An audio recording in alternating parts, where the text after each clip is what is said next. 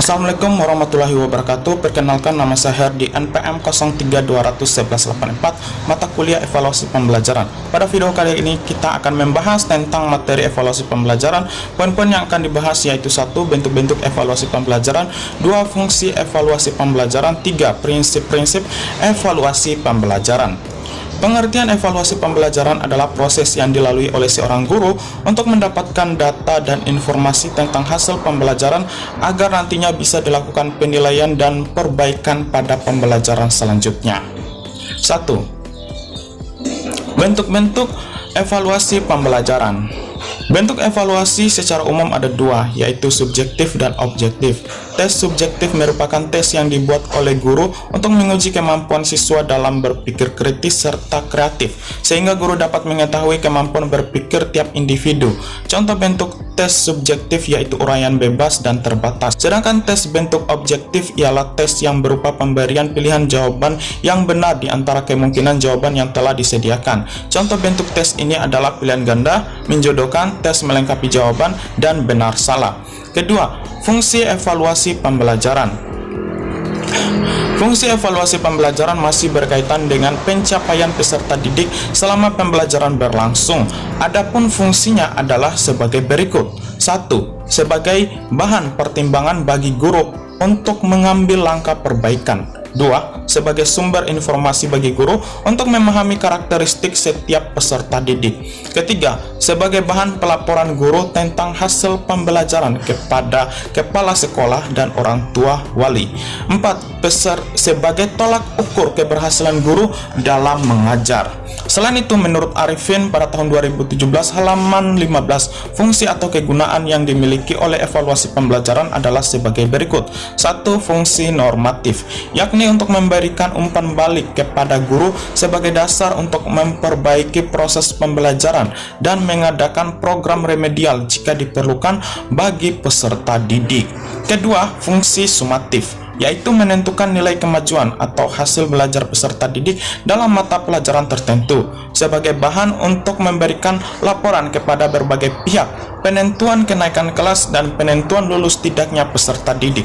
Ketiga, fungsi diagnostik, yakni untuk memahami latar belakang meliputi latar psikologis, fisik, dan lingkungan peserta didik yang mengalami kesulitan belajar, yang hasilnya dapat digunakan sebagai dasar dalam memecahkan kesulitan-kesulitan tertentu. Keempat, fungsi penempatan, yaitu menempatkan peserta didik dalam situasi pembelajaran yang tepat, misalnya dalam menentukan program spesialisasi sesuai dengan tingkat kemampuan peserta didik. Sementara itu, fungsi evaluasi menurut Sujana pada tahun 2017 halaman 3 dikelompokkan menjadi 3 fungsi, yakni sebagai berikut. Yang pertama, untuk mengetahui tercapai tidaknya tujuan instruksional. Kedua, umpan balik bagi perbaikan proses belajar mengajar. Ketiga, dasar dalam menyusun laporan kemajuan belajar siswa kepada para orang tuanya. Ketiga, prinsip-prinsip evaluasi pembelajaran.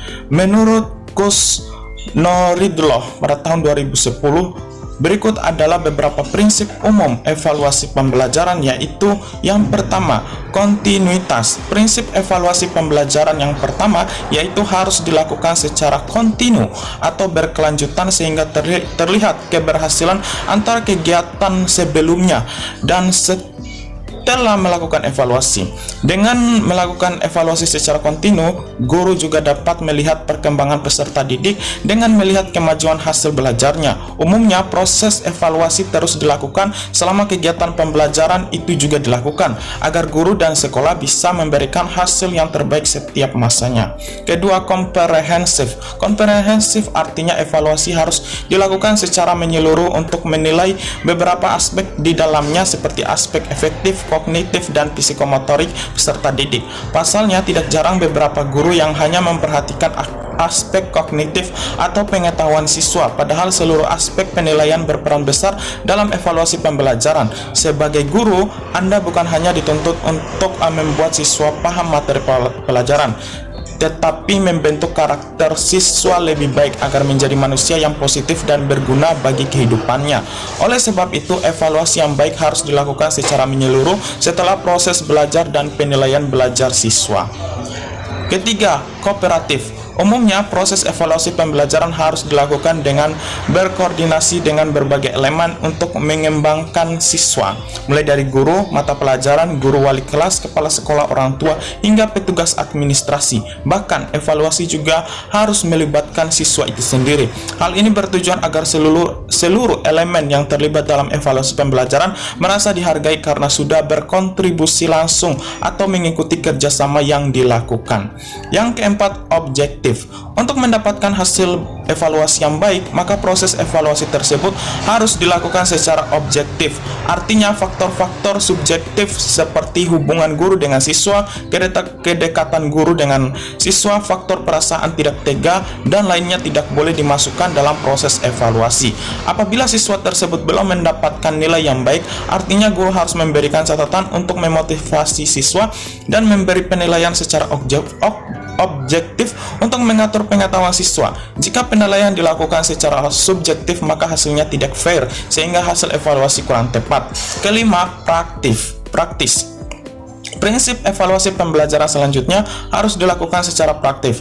Artinya tidak memakan biaya, waktu, dan tenaga yang banyak. Hal ini bertujuan untuk memberikan kemudahan pada guru dalam menyusun instrumen. Prinsip evaluasi yang satu ini juga bukan hanya memberikan kemudahan pada satu guru, tetapi oleh seluruh guru, bahkan dirasakan oleh sekolah. Seiring kemudahan atau kepraktisan evaluasi pembelajaran, jangan sampai menghilangkan esensi evaluasi pembelajaran itu sendiri, yaitu untuk mencapai tujuan belajar dan menciptakan pembelajaran yang telah optimal. Itulah materi yang baru saja dijelaskan, semoga materi tersebut dapat bermanfaat bagi kita semua. Lebih dan kurangnya itu mohon dimaafkan karena saya juga adalah manusia biasa. Akhir kata, wassalamualaikum warahmatullahi wabarakatuh.